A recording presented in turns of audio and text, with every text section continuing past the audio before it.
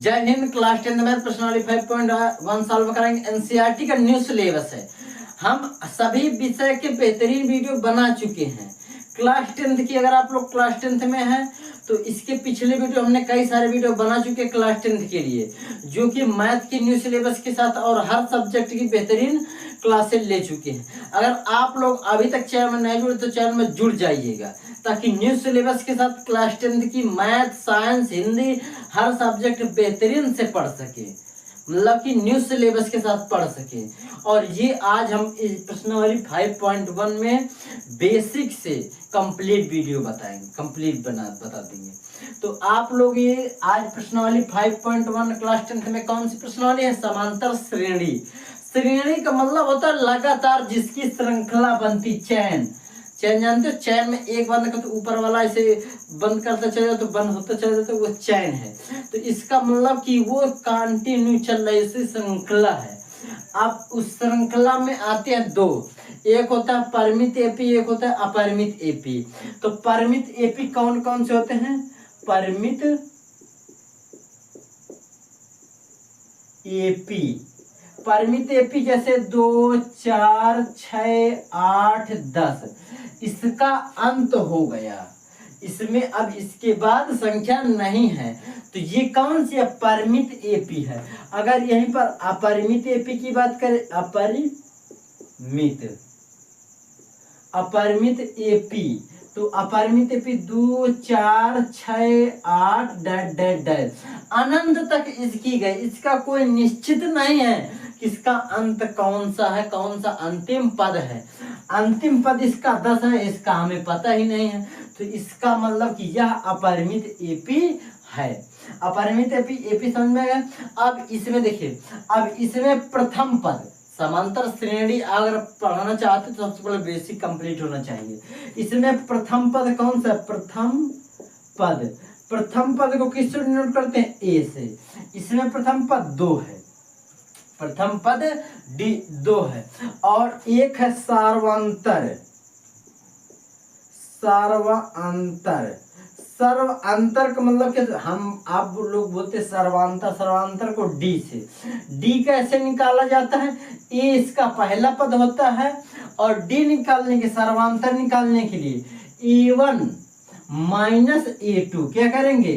A1 A2 minus A1, A2 minus A1, A2 ये है, A1 ये है, इसमें A2 ये है, A1 ये है, तो जैसे 4 है तो -2, तो क्या होगा इसका? सर्वांतर 2 होगा। और इसी के बेस पर पूरी प्रश्नावली समाप्त हो, इतना ही आएगा, इसके अलावा कुछ नहीं आता है। आप लोग डी भी समझ गए। अब है एक एनवा पद, डी एन बराबर एनवा पद। ये कैसे निकलता है? ये एनवा पद निकालने के लिए एन की जगह पर आप कुछ भी रख दीजिएगा, वो एनवा पद। इसके लिए एक सूत्र है, इसके लिए एक सूत्र क्या है? डी एन बराबर a plus n minus 1 into d, ये इसका सूत्र है। अगर एन का मान अगर 11 है, मतलब मान लीजिए 11वां पद निकालना है, डी का मान 11वां पद निकालना है, तो क्या होगा? a प्लस 11 माइनस 1 और इंटू डी, तो a प्लस 11 में घट जाएगा तो 10 डी, तो इसका क्या होगा? 11वां पद इसका क्या होगा? इसका 11वां पद होगा a प्लस 10 डी होगा, मतलब कि एक कम हो जाए, इससे आपको 12वां पद तो इसका 11 डी आ जाएगा, अगर 10वां पद है तो 9 डी आ जाएगा, इसी प्रकार आ जाएगा, और इसी के आधार पर पूरी प्रश्नावली समाप्त हो जाएगी। और आप लोग इतना समझ में आ गया होगा, तो बस इसी से आप सवाल शुरू करते हैं। अपने प्रश्न को, प्रश्न क्या बेहतरीन से तैयारी करेंगे, तो आप लोग स्क्रीनशॉट ले लें और अब शुरू करते हैं अपने प्रश्नों को। देखते हैं, पहले सबसे पहले इसको रफ कर देते हैं, इसको रफ कर दें। और अभी तक आप लोग चैनल में नए तो बाबू चैनल को सब्सक्राइब कर लें और वीडियो को लाइक भी कर दें, ताकि अब जो भी दिक्कत हो उसके कमेंट जरूर कर देना। नहीं समझ में आए कमेंट कर देना, आपको बेहतरीन से समझा देंगे। और हम अपनी किताब पर देख रहे हैं, आप भी अपनी किताब पर देखिए। देखिए प्रश्न क्या है, निम्न स्थितियों में से किसी स्थितियों में संबंध संख्याओं की सूची एपी है और क्यों, ये हमें बताना। क्या निम्नलिखित स्थितियों में किन स्थितियों में संबंध संख्याओं की सूची एपी है, क्यों, ये भी बताना। अगर एपी सूची अभी बताने, अगर एपी है तो इसका रीजन भी बताना क्यों है। क्या बताना है, ये क्यों है, इसका रीजन बताना है कि आखिर में इसके एपी क्यों है। तो आप लोग प्रश्न को सबसे पहले पढ़ ले। प्रश्न संख्या 1 में सब में यही करना है। फिर प्रश्न संख्या 1 का 1 क्या कह रहा है, यहाँ लिख लेंगे 1 का 1 नंबर। 1 का 1 नंबर क्या है, प्रत्येक किलोमीटर के बाद एक आप लोग स्क्रीन पर प्रश्न देखिएगा, हम पढ़ते हैं।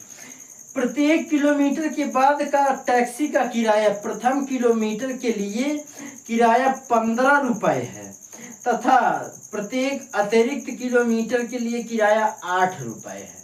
इतना समझ में आया कि उसका मतलब जैसे ये एक किलोमीटर है, ये 1 किलोमीटर है, ये 2 किलोमीटर, ये 3 किलोमीटर, ये 4 किलोमीटर है।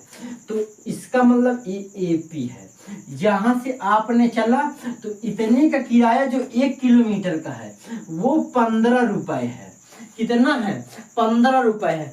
अगर आपको मन चाहा कि आप 2 किलोमीटर जाइए, मान लीजिए अपने गांव से आप अपने चौराहे तक जाइए, तो वहां किराया फिक्स कर दिया उस ड्राइवर ने कि 15 रुपए है।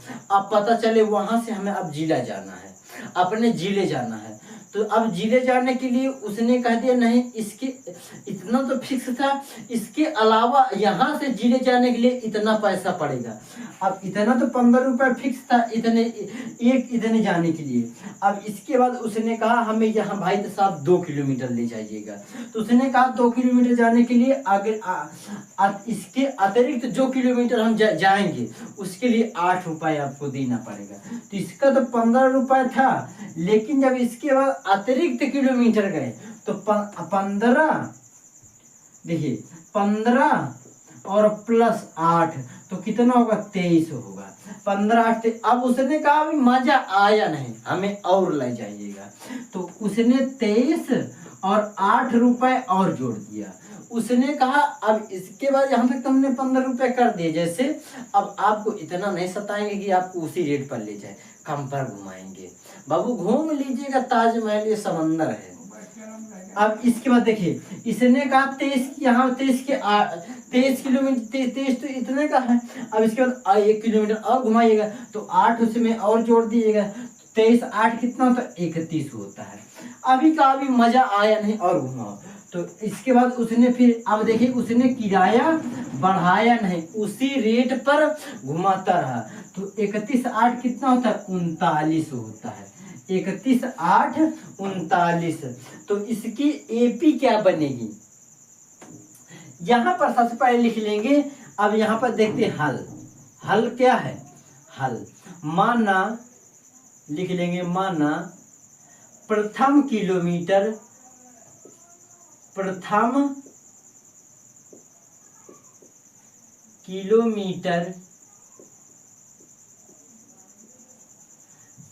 किलोमीटर का किराया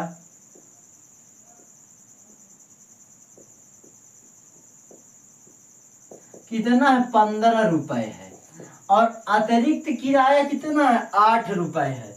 तो यहाँ से हमें यह मालूम मिला कि 15 रुपए तो फिक्स, देखिए किताब में भी दिया है। प्रथम किलोमीटर के लिए किराया 15 रुपए है, प्रत्येक अतिरिक्त किलोमीटर के लिए 8 रुपए किराया अधिक देना पड़ेगा। देखिए हमें सूची यहाँ से मिली कि नहीं मिली, सूची मिल गई। तो यहाँ पर लिख लेंगे अतः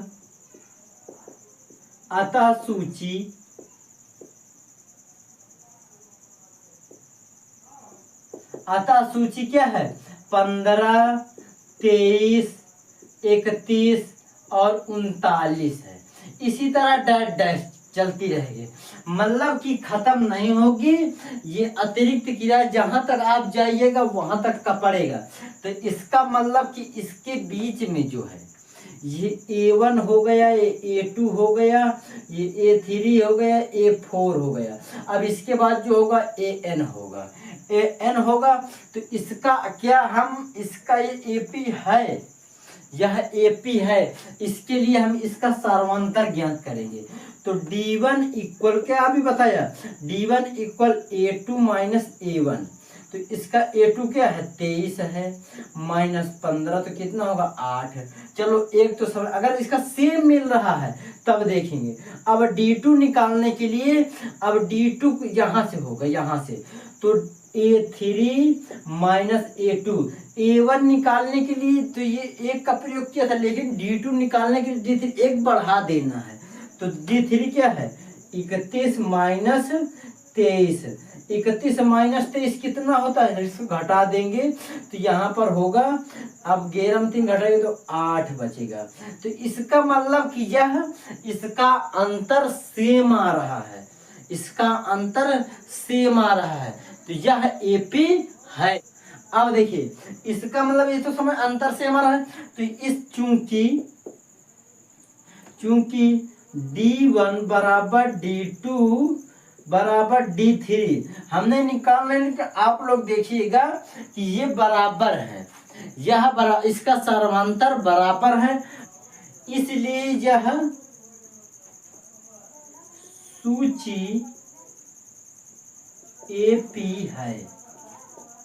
क्या लिख देंगे, इसलिए यह AP सूची है। अब इसी के साथ तो यह प्रश्न समाप्त होता है। अब देखते हैं दूसरे प्रश्न को। देखिए बहुत आसान क्वेश्चन है, कितना आसान क्वेश्चन था समझ में, स्क्रीनशॉट जरूर लेने बाबू। अब देखते हैं, हम इसको रफ करते हैं।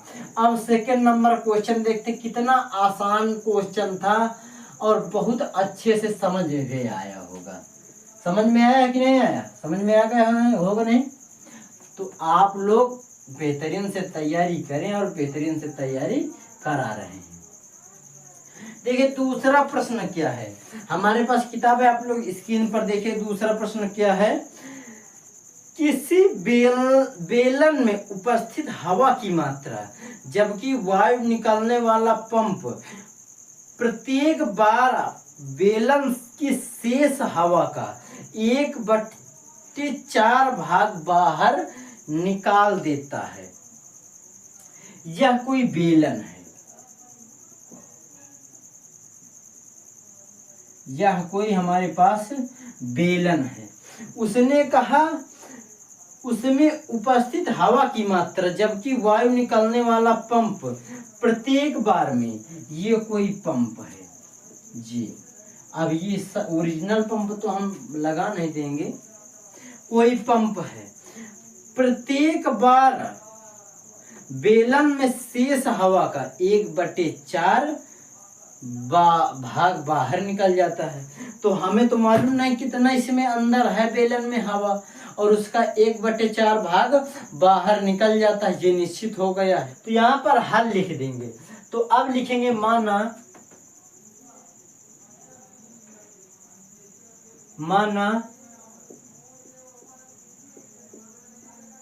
बेलन में हवा की मात्रा 1 है। माना कि बेलन में हवा की मात्रा 1 है, ये हमें दिया नहीं लेकिन अपने आप में सोच लेते हैं कि इस बेलन में हवा की मात्रा 1 है। अब देखिए प्रश्न से क्या है, प्रश्न से ये हमारे पास A1 हो गया, क्या A1 है। A2 देखते हैं, A2 हवा का 1/4 भाग बाहर निकालने पर क्या लिख देंगे, हवा का 1/4 भाग बाहर निकालने पर। तो देखिए हवा का मात्रा 1 है, तो 1 - 1 गुणे 1/4 भाग बाहर निकाल देंगे, क्योंकि हवा का मात्रा 1/4 हवा 1 है, और का मतलब गुणा 1/4 भाग बाहर निकाल रहे हैं, तो इससे 1 में से कम कर रहे हैं ना 1/4 भाग। जब 1/4 भाग निकाल देंगे तो इसका गुणा यहाँ पर कर देंगे तो ए इक्वल 1 माइनस 1/4 आ जाएगा। अब इसका जब 1/4 आया तो इसका एलसीएम लिया 4 और इसका इसमें किया तो 4 माइनस 1, तो इसका क्या होगा 3/4। ये हो गया A2, इतना समझ में आ रहा है, A2 हो गई ये। अब A3 देखते हैं। A3 क्या है, फिर हवा का 1/4 भाग निकालने पर हवा का 1/4 भाग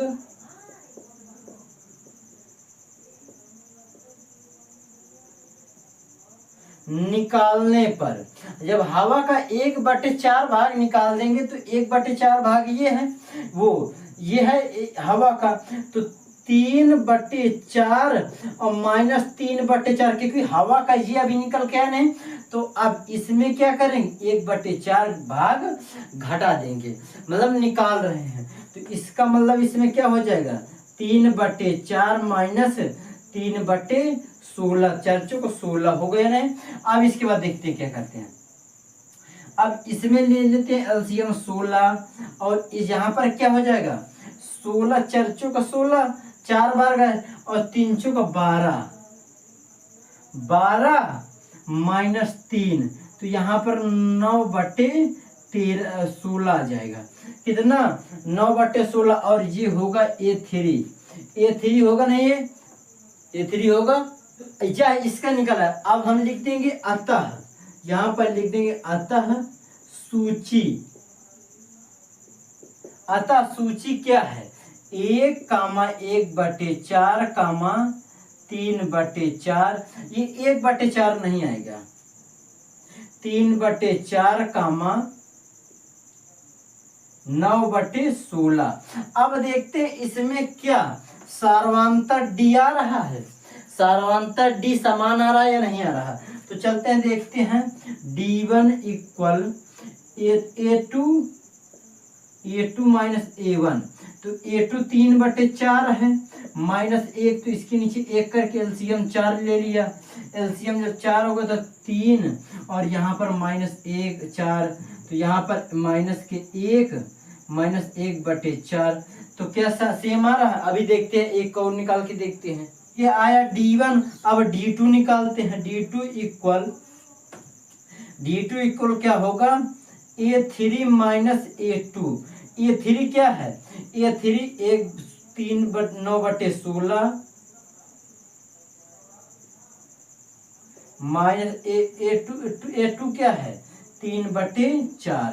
अब देखिए इसमें 16 ले लिए एलसीएम, जब 16 एलसीएम ले लिए तो यहाँ पर 9 और माइनस ये 4 12 हो गया, तो क्या माइनस कितना आएगा 3/4। तो क्या सेम आ रहा है दोनों, नहीं आ रहा, तो इसका मतलब यह एपी नहीं है, तो यहाँ पर लिख देंगे अतः यह सूची एपी में नहीं है, अतः यह सूची एपी में नहीं है। तो प्रश्न संख्या 2 भी सॉल्व हो चुका है और आप लोग स्क्रीनशॉट ले लीजिएगा। अब देखते हैं प्रश्न संख्या 3 को। सभी क्वेश्चन इसी तरह हैं और बहुत आसान क्वेश्चन है।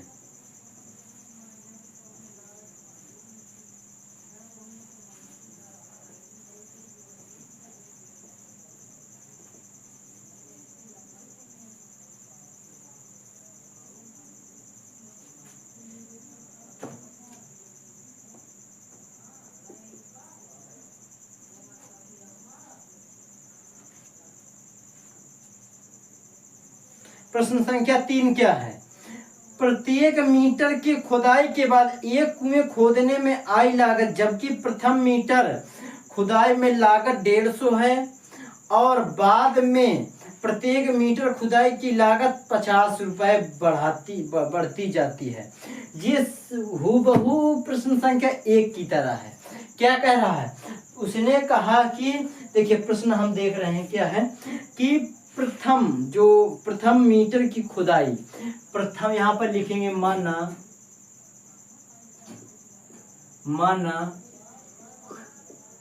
प्रथम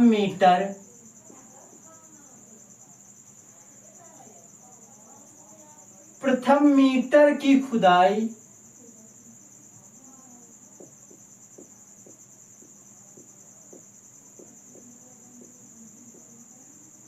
प्रथम मीटर की खुदाई की लागत कितनी है? 150 रुपए है।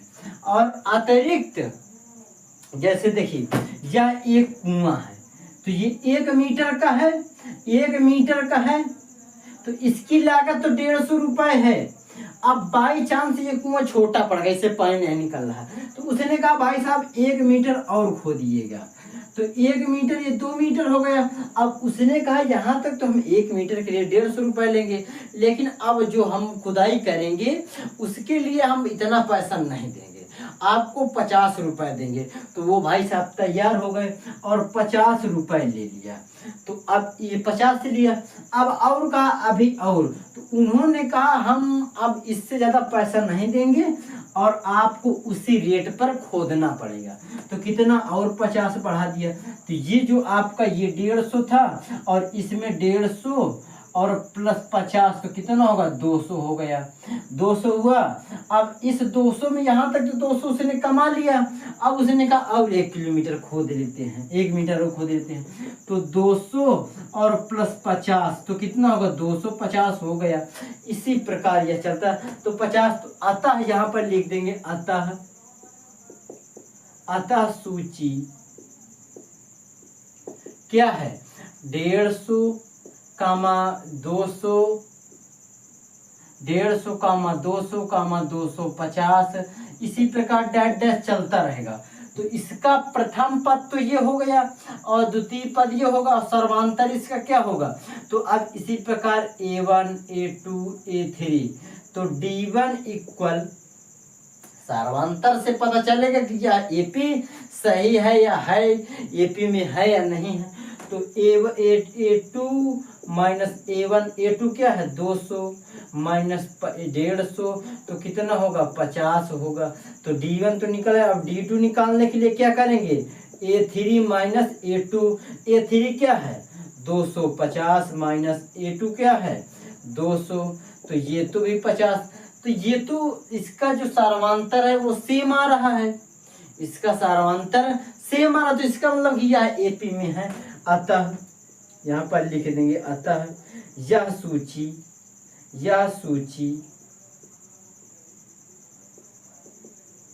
AP में है। बस इतना सा क्वेश्चन था। कितना आसान क्वेश्चन है कि यह AP में है, यह सूची AP में है, क्योंकि इसका सार्वंतर D समान आ रहा था। समझ में आ रहा? कितना आसान क्वेश्चन था, बहुत आसान था ना। और आप लोग पूरी वीडियो को स्किप करके नहीं देखिए, क्योंकि एक मिनट बहुत इंपॉर्टेंट है, क्योंकि हम 1 मिनट में न जाने क्या बता देते हैं जो कि आपके माइंड में बेहतरीन से भर जाए। समझ में आ रहा है? तो आप लोग ये नोट करिएगा। अब इसी के साथ हम प्रश्न संख्या 4 इसके में एक और क्वेश्चन देख लेते हैं, उसको भी क्या है। क्वेश्चन सब बेहतरीन क्वेश्चन थे, करने का तरीका अपना अपना होता है।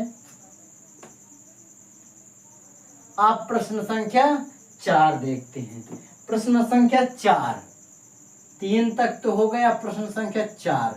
प्रश्न संख्या 4 क्या है? खाते में प्रत्येक वर्ष का मिश्र धन जबकि 10,000 की राशि 8% वार्षिक दर से चक्रवृद्धि ब्याज पर जमा की जाती है। स्क्रीन पर आप लोग देख लीजिए क्या है कि उसने कह दिया है, क्या कह दिया है। देखिए क्वेश्चन आसान क्वेश्चन है, पढ़ने में मजा ना आए तो बहुत बेहतरीन से आप लोग पढ़िएगा, आप लोग से इतनी ही उम्मीद है। उसने कहा है कि जो आपका प्रथम वर्ष वो है मिश्र धन जो है, जबकि 10,000 की राशि 8% वार्षिक दर से चक्रवृद्धि ब्याज पर जमा कराते। कोई बैंक थी, उसने चक्रवृद्धि ब्याज 10,000 रुपए 8% वार्षिक दर, कितना 1 वर्ष के लिए है क्योंकि दर उसने समय दिया नहीं, दर 8% की है। तो उसने कहा प्रथम वर्ष की राशि, जो प्रथम वर्ष की राशि है वो कितनी है, प्रथम वर्ष की राशि माना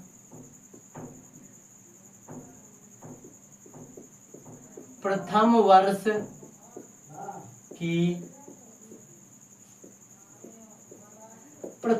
की राशि 10,000 है। कितनी है, 10,000, सही से लिख लेते हैं 10,000। प्रथम वर्ष की राशि 10,000 है, दर 8% है, दर जो है वो 8% है। समय, जो समय है उसने कहा नहीं लेकिन 1 वर्ष के लिए है, ये A1 हो गया है। समझ में आ रहा है। तो दूसरे वर्ष की राशि का ब्याज, दूसरे वर्ष यहां पर लिख लेंगे,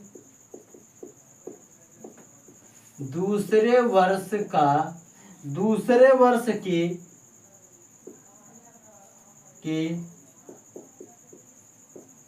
राशि का ब्याज क्या है, इसके लिए के सूत्र है मूलधन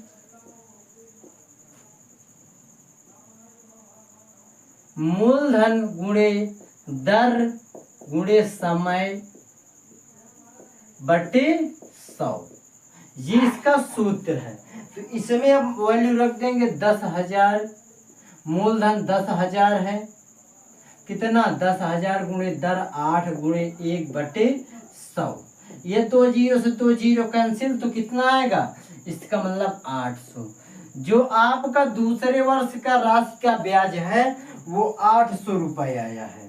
तो दूसरे का 800 है, दूसरे वर्ष की राशि यहाँ पर लिख देंगे, दूसरे वर्ष की राशि कितनी होगी, दूसरे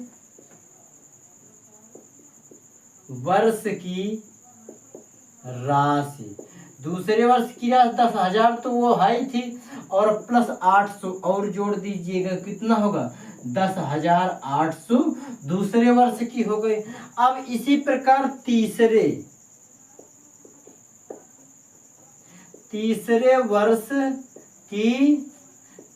वर्ष की राशि का ब्याज, मूलधन दर गुणे समय, उसी प्रकार मूलधन, अब देखिए मूलधन अब होगा 10,800, 10,800 गुणे 8, दर वही समय वही बटे 100, यही है ना क्वेश्चन में। और देखिए ये 2 जीरो से ये 2 जीरो खत्म, अब कितना होगा, अब आपका देखिए, अब आपका जो आप लोग गुणा करिएगा 864 होगा, कितना 864 रुपए। तो अब तीसरे वर्ष की राशि क्या होगी, तीसरे वर्ष की राशि जो होगी यहाँ पर देखिए,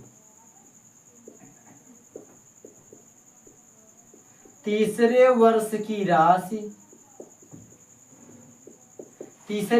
राशि क्या है, तीसरे वर्ष की राशि 10,800 प्लस 864, तो कितना बनेगा, जब इसको जोड़ेंगे तो ये आपका 11,664 तीसरे वर्ष का हुआ। तो अतः सूची यहाँ पर मिली हमें, अतः सूची कितना है 10,000 कामा 10,800 कामा 11,664 लेट डैश, इसी प्रकार ये आपको एक सूची मिल गई। तो यह अतः सूची में है या नहीं है, एपी है या नहीं है, इसको ज्ञात करने के लिए इसमें सार्वंतर डी निकालेंगे। तो ये A1 हो गया, A2 हो गया, A3 हो गया, तो इसको निकालते हैं। तो D1 निकालने के लिए A2 माइनस A1 करना पड़ेगा। तो 10,800 माइनस 10,000, तो अब क्या होगा, इसका मतलब 800। ये तो D1 निकल आया, अब D2 निकालते हैं। D2 आपको अनंत तक निकालना तो कहीं तक भी निकालिएगा। तो अब इसके लिए A3 माइनस A1 वो A2, तो A3 क्या है 11,664 माइनस 10,800। तो अब इसको इसमें माइनस करेंगे तो देखिए ये खुला खुला दिख गया कि यह नहीं है, क्या, क्योंकि 64 लास्ट में है, तो इसका मतलब है 0 होएगा नहीं, तो इसका मतलब ये अतः यहाँ पर लिख देंगे अतः यह सूची एपी में नहीं है। समझ में आ गया। और इसी के साथ यह प्रश्न भी समाप्त होता है। तो आप लोग अब इसी के साथ नेक्स्ट वीडियो में इसी तरह बेहतरीन क्लास चलाएंगे। तो अब जाते जाते एक शायरी हो जाए, क्या है, क्यों ना बदलूं मैं तुम वही हो क्या, लो मैं माना गलत हूं लेकिन तुम सही हो क्या। अब इसी के साथ ये क्लास खत्म होती है। अब मिलेंगे नेक्स्ट क्लास में, तब तक के लिए जय हिंद जय भारत।